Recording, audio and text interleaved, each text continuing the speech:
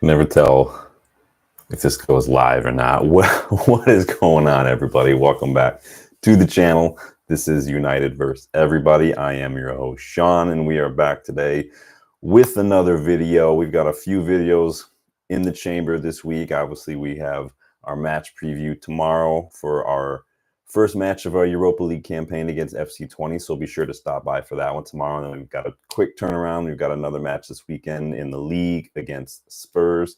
So don't forget to stop by. If you want to make sure you don't forget, not only subscribe, but hit that notification bell. You guys won't miss a video. Today, though, if you couldn't tell from the thumbnail and the title of the video, I wanted to take a moment today to talk about a player who I think is flying under the radar a little bit at Manchester United. I think that some of the more flashy positions do get a lot of notice. I think that some of the new signings get a lot of notice, but I think that there's a player that is not getting a ton of flowers for what he's done for us this season, what he's been doing the last couple seasons, and really what he can do in this new system. Diogo Dalot has been at United for many years. This is his 8th season now. And then remember, there was a season that he was on loan at AC Milan. But since the Portuguese fullback arrived, remember we bought him as an injured player. His United tenure has been a bit up and down, but in the last couple years, it's been nothing but up, in my opinion. He has been one of our most improved and impressive players under Erik tenhag, and under the Dutchman's management, Dalot has become a leader and arguably one of the best fullbacks in Europe at the moment. So I'd even argue that Dalot is our most important player right now. So today I'm going to show you why. We've got Nick and Danny in the house. So hit the like button, subscribe if you are new, and we are going to get stuck in and learn a little bit about what makes Diogo Dalot our most important player as we ramp up this season moving forward. So first things first, Dalot is reliable. He's always ready to play. He's pretty much always available to play. It's said that the best ability is availability, and Dalot is just, he's always available. The guy is almost never injured. He was injured when we bought him, but since then he's only missed a few games here and there, aside for some like a major injury a few years ago. His last notable injury was in February of the 2022-2023 season. So that's Ten Hag's first season. And before that, it was literally another couple of years. I think it was 1920 season he had his other notable injury. So the guy is pretty much, comparatively speaking to some of the other players at this club, the guy is pretty much a picture of health, basically. Not only that, Raja, what's up, bud? Not only that, but Dalot tends to last like the full 90 minutes when he plays. Like, I've never seen him really get exhausted, get tired. I don't really see him get subbed off too many times. He's averaged at least 83 minutes a game in the last few years. And so, again, at a club where your injuries spread like the plague, we've got players who have not played more than they've played in the last decade. Having a player who can be dependent upon to stay fit and also put in a shift whenever called upon is worth its weight in gold right now. I can probably count on one hand the number of bad displays I've seen from Dalot since we signed him. And even the bad moments, I've never seen a full 90 where he's just been switched off. He had like a rough first 25, 30 minutes or so against Southampton. Yeah, in the most recent memory. But that was, remember we spoke about that. That was more of a system thing coming up against that system. And then that was more of a Rashford kind of letting him down a little bit kind of a thing. But still, it stands to be a factor. So he's also versatile. As we've seen this season, Dalot is just as effective on the left as he is on the right. And it's not the first time we've seen that from him. He was Porto's left back when we signed him. During his loan spell at AC Milan, he played on the left side often. And in the 2018-2019 season, he played on our left side as well a few times. I think that just like when wingers are able to swap one side or the other, a fullback who can do that is a huge bonus. He may not be as strong on his left foot as his right, but when you play inverted, when you're driving through the center of the pitch on an underlap, or when he gets the ball on the edge and he wants to cut in and take a shot off at the edge of the box, he can do that just fine. And we've seen him find the back of the net on several occasions like that. And so I really like that about Dalot, that it's more what you see from sometimes these modern fullbacks. Danny says his only problem was his concentration, but he seemed to have improved. Yeah, I don't fault I mean, we criticize players, right, when they switch off. I've said it many times. It's a common phrase, but if you look at the body of a player's work over time, I think that's more of an accurate picture of what they offer than a few moments here and there in a match. Yeah, those moments can sometimes be very costly, but you get to find me a defender who hasn't done that. I mean, again, Sancho turned Virgil van Dijk's into a meme 2 seasons ago, so it is what it is. Nick says, yeah, you could say Dalot was the most important. Dalot was close to world class. Not sure if I can say it. Danny says his positioning improved big time too. Yeah, we're gonna move on here because I've got a lot to go over. So in terms of versatility, Dalot has shown he can also tuck into a back three if we're building out, right?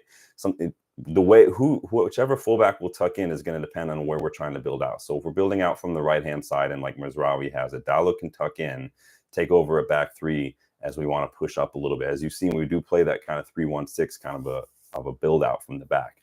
His defensive development too, as someone pointed out, has seen his tackles and his interception numbers improve as well. He's becoming more of a well-rounded fullback in that regard. I would argue, as someone said, he does still have some development to do when it comes to maybe closing down. We saw earlier this season against Brighton failing to close down the attacker who had the ball about 10 yards outside of our box. When they put that ball in, that got all the way through. That's something we need to see more from Dalot, is just switching on and closing down those players, because we don't want balls coming into the box. That's basically your job as a fullback. It's in that position though, it's just one example. Is that enough to say that he's a bad player? Probably not. We've also, in terms of versatility, we've seen Dalot make these really bombing, venturing sprints, like from the right back position all the way up to the pitch to get on the end of one of these long balls from Onana, which he's gotten on the end of a couple times. And I think that shows really good determination. Again, it shows that energy, that willingness to fight, that dependability. And we've seen him link up really, really well in the final third with some of these players, especially Casemiro this season. He's willing to make these random runs from the outside, or these underlapping runs inside, and Casemiro has a knack for finding him. So when you think maybe a play is dead, or when things kind of slow down, it's just boom, like that. Dalot's making a run, Casemiro finds him, Dalot is on it before it goes out of bounds, and its ball's back in the box. We saw him get an assist earlier this season just for that same thing. I would like to see the end product turn up a little bit more in terms of consistency, especially when it comes to crosses from wider positions. But again, that's something that we'd like to see improve. What do you guys got going on here? Raja says AC Milan move was important to developing Dalot as a player he is today. Yeah, I think that sometimes it's just the way it is. I don't want to go in too harshly on some players who have been here over the last decade, because there's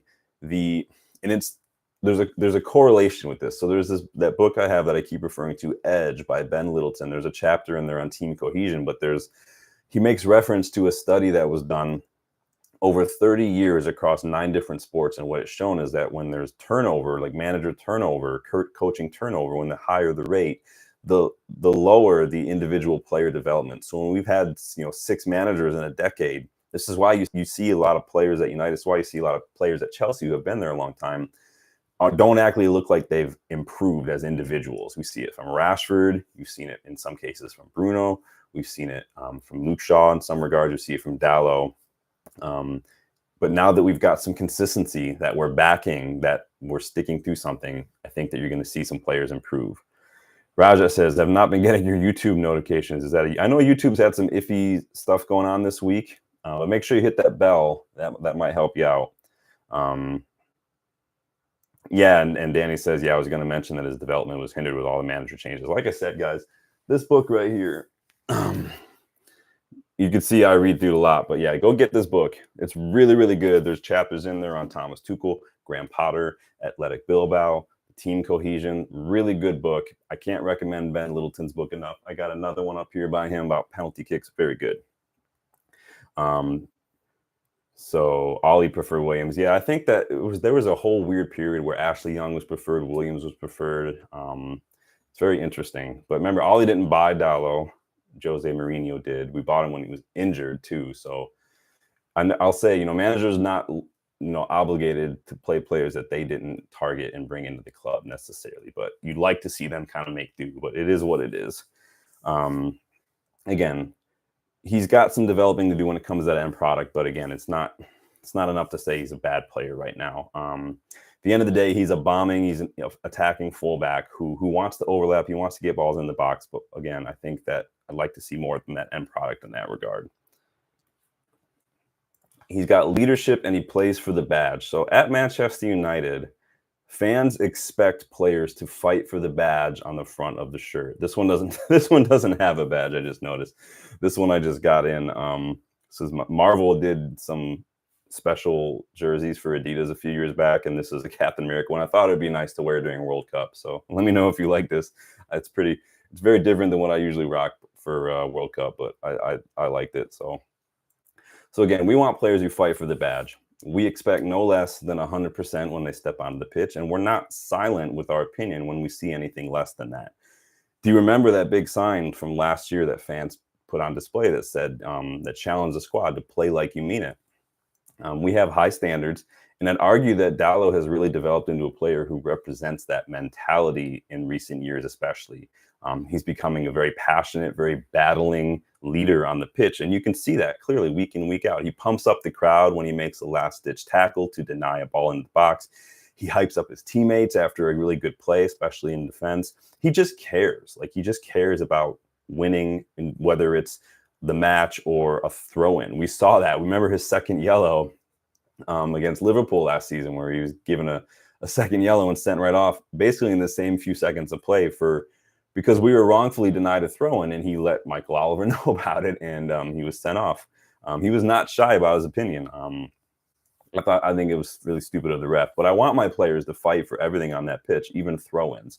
Roy Keane would have done the same thing. And I think that that's what we want to see. He's becoming a leader in the sense of he's being a little more organized. We've seen this at Palace. When he was tucking into midfield in that double pivot, there were times where he would kind of let Dalot and Leach know, like, let's slow things down, let's calm down, let's take control of the ball, let's be a little more patient and things. And I think that that's leadership that we're seeing from him now that we weren't seeing from him before. Remember, he's 25 now too. He's entering the prime of his years. Raja Oli's not a crap coach. I think he relied on some aspects of coaching a little too much, and I think that other aspects of his coaching weren't quite as developed as where they could be. But Oli has definitely got a good mind for coaching, but I think I want to see Oli flesh out a little more of the aspects of it. Roger says, Diogo Dalot English not very good, but he does what he has to for club and coach. Raja, you don't know about the YouTube notifications? Yeah, so if you go to the channel, when you're done, there's a little bell symbol next to the subscribe button. Click that, and that'll turn on the notifications. So let's get down to the nitty-gritty, the tactical awareness and the system player. What makes Dalot our most important player under Tenhag in this system? Why he is the ideal player for our tactics. I've said it time and time again that the manager and the system are a bigger factor in a player fitting in a club than just anything else. Aston Villa under Unai Emery, for instance, are very different than Aston Villa under Dean Smith. All right. Manchester United under Erik ten Hag are very different than Manchester United under Jose Mourinho or even Ole Gunnar Solskjaer. So it doesn't matter like, hey, you're going to Manchester United. It's who's the manager there right now? What system are we playing and things like that? That's going to be more important. Managers are the difference. Ten Hag and Dalot in that regard seem to be a match made in heaven. Ten Hag wants his United side to play out from the back, and Dalot can do this very, very well because he's good on the ball. He's two-footed. He can pass. He can dribble. He can make space for himself. His successful take-on numbers are excellent. And this is what also makes him a perfect fit when we build out from the back, something I want to look more closely at in a few moments here. What we've seen from Dalot, especially this season already, is his tactical awareness playing for a tactical manager. Under Ten Hag, United have been building out with that back three, with Dalot typically moving in to midfield to make himself an option for defenders or Onana. But he also, when doing this, he pulls an opponent towards him. We saw this against Palace. They were playing with like Nketiah and Mateta up there, but whenever Dalot would move into midfield, Nketiah didn't know whether to press or whether to move with Dalot. And that creates space. Not only does it make Dalot an option to pass, but it leaves someone else open on the white and on the wide position. Sometimes that was Rashford if he dropped back. Sometimes it was Eriksen if he moved wide. And this is why Dalot was so integral. It gives Nketiah another player to mark, but it also means Lisandro Martinez had multiple options now. So where he had very few options, now Martinez has a couple different options. He can pick out Dalot, he can find the open wide player, or he can play a ball to the wide player directly. We've seen this, both of these instances happen. Whenever we would pull the player, Licha would find the wide player, or he'd hit it to Dalot, who would quick pass it around the corner and find the wide player himself. All this is about movement. It's like chess. Uh-oh, we got some arguing going on. Ollie wasn't that bad. What did Ollie achieve? I mean, Ollie did get us to the Europa League final, and we did get second place under Ollie.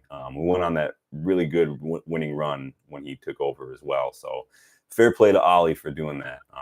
And we won a lot of games by a lot of goals under Ollie. We scored a lot. And that game against PSG in the Champions League was a thing of beauty. I had a good time. So this is typically how we want to begin the attack under Ten Hag, and Dalot has shown that he can handle it very, very well. From that midfield position, Dalot can also push up alongside our attack as the progress. So let's say Licha finds the wide player and they start carrying the ball. Dalot from that midfield position can move up with that play and make himself now a central passing option from the wide position as well, because he's followed the play up, making these little intricate triangles. We saw an instance where he got the ball from that position. Kamada closed him down, but Dalot with a simple drop of the shoulder, again, successful take on numbers, good at creating space, drops the shoulder, moves the ball wide, continues that play on. Not only does he know when and where to be, but in that delicate area of the pitch, that double pivot place when we're playing against a lot of pressing teams now, he's shown he's got composure, focus, and the technical ability to direct his teammates, to move the ball, to create space, to move opponents all around the pitch. Very, very good skill to have. I'm actually very happy with that. All in all, Dalot has arguably become one of the first names on the team sheet, at least for me right now, at least alongside Mazraoui, based on this season. He already had a lot of these qualities when we signed him, but he's developed so much in the last couple of years, especially under Erik ten Hag. His one-on-one defending has developed, tactical awareness, etc. Very, very good. And defensively, like, he just gets it. I read a few weeks ago off whoscored.com that Dalot had one possession more than any other player in the Premier League at that point. And this was a couple of weeks ago. Like, this is exactly the kind of player that Ten Hag values.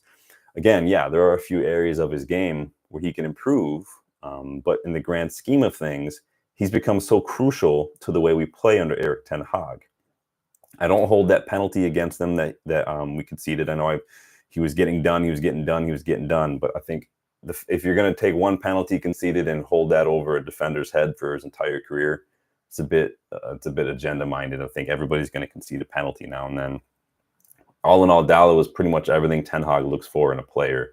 He's got fitness, good passing range, good dribbling. He's got the energy. He's technically sound, tactically adept. He fights for 90 minutes. It takes a lot to be able to be a fullback these days. You have to be able to defend. You have to be able to attack. You have to press. You have to be able to invert. You have to tuck into a back three during that buildup. Dalot shows he can do all this, and he's like done it really well. And in doing so, he's becoming more and more of that quintessential modern fullback, which is where the game is moving. It's going to be very, very interesting to see what happens with our fullback situation when Shaw is fit, as I do think Dalot has made himself such a vital piece to Ten Hag's system that he's almost undroppable at this point, whether he's on the left or the right. But I want to see what you guys have to say. Let me know your thoughts on Diogo Dalot. I want to jump in this chat and see what y'all got going on here. You guys still arguing about Ollie? Raja says Licha not been good enough. Licha's been a little off it recently. I'm not going to hold it too much against him since he's got a new center back partner recently. And that center back, that partnership, that consistency is very important. Leach is going to have to realize now that he doesn't have to be the guy who's going to go and be the warrior all the time. He can kind of cut back a little bit on that sense and let Dalot do some of that as well. He's going to have to learn when to do that and when to hang back. But I do like what you're saying, that he's not what we're used to seeing from Licha, but I think that he's going to be fine. I'm not too worried about it. Nick says, I didn't say Ollie was brilliant, just that he wasn't bad. Rashad. Oh man, Raja said he's better than Trent. Maybe Nick says Dalot on the right. So if you put Dalot on the right, where does Mazraoui go? You want to push Mazraoui to the left? I mean, that could be done too. Mazraoui has played on the left as well. Raja says, "What the heck, that challenge?" I would hesitate to call that even a challenge. You didn't even touch the player. If you're gonna give cards for just being scary, basically, like it's not reckless. He didn't slide in like Casemiro or something. He just jumped in the air and jumped straight down. I don't think that we can give it, like, the fact that he got carded for it is a bit ridiculous in my opinion. That's like getting carded for like going like this to somebody and like just like flexing a little bit and they like got scared. Like, come on, there's no contact. Like, it's just weird, man.